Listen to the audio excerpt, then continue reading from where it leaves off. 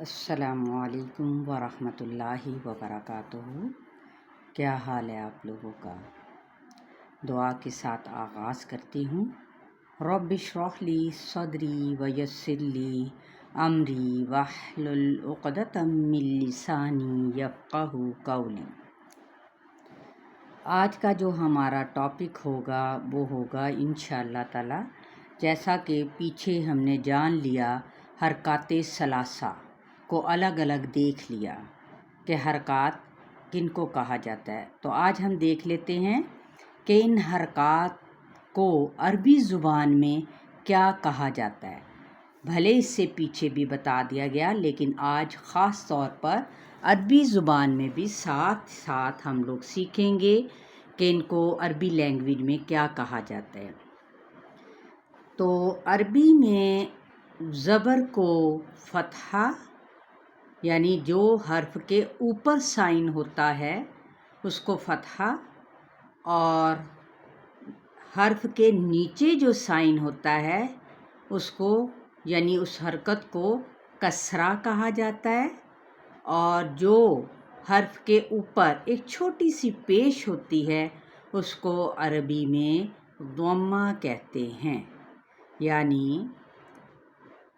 زبر کو فتحہ، زیر کو کسرہ اور پیش کو ضمہ۔ انشاءاللہ تعالی میں امید کرتی ہوں کہ آپ ساتھ ساتھ یہ بھی سیکھیں گے، تو باقی آپ کو حرکات الحمدللہ آپ کو پتہ چل چکی ہیں۔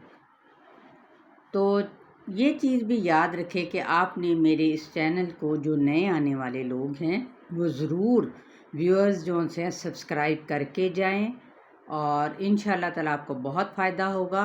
لائک ضرور کریں اور اپنی فیڈ بیک دیں، مجھے اپنی رائے سے آگاہ کریں کہ کیا آپ کو سمجھ آ رہی ہے۔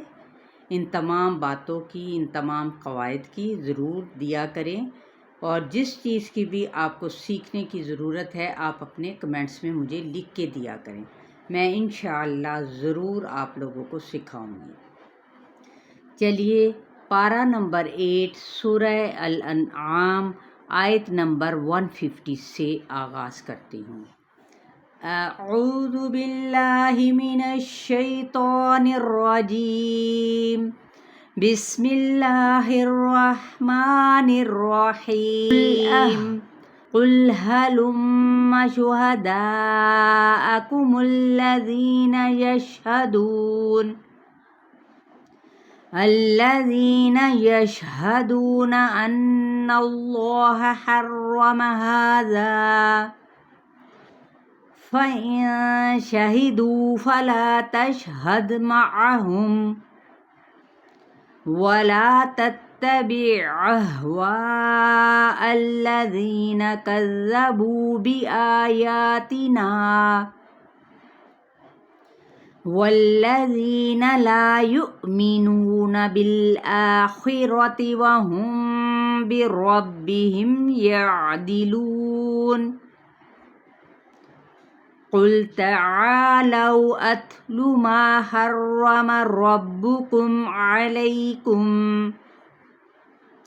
ألا تشركوا به شيئا وبالوالدين إحسانا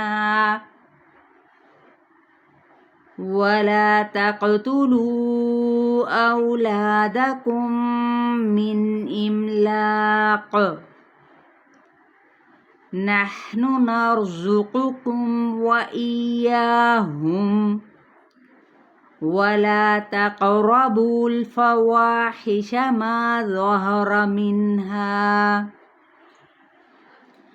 وما بطن۔ اسی کو دوبارہ میں پڑھ لیتی ہوں۔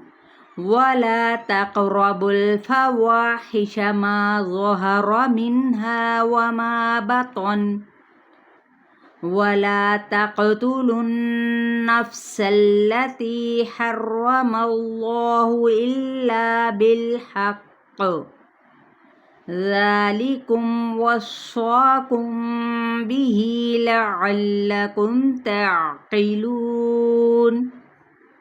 جی الحمدللہ، آج ہم نے آیت نمبر 150 سے لے کر 151 تک پڑھا، اور امید کرتی ہوں کہ آپ ان میں لازمی ان حرکات کو دیکھیں گے، جو کہ حرکات ثلاثہ اور عربی زبان میں آپ کو جو بتایا گیا۔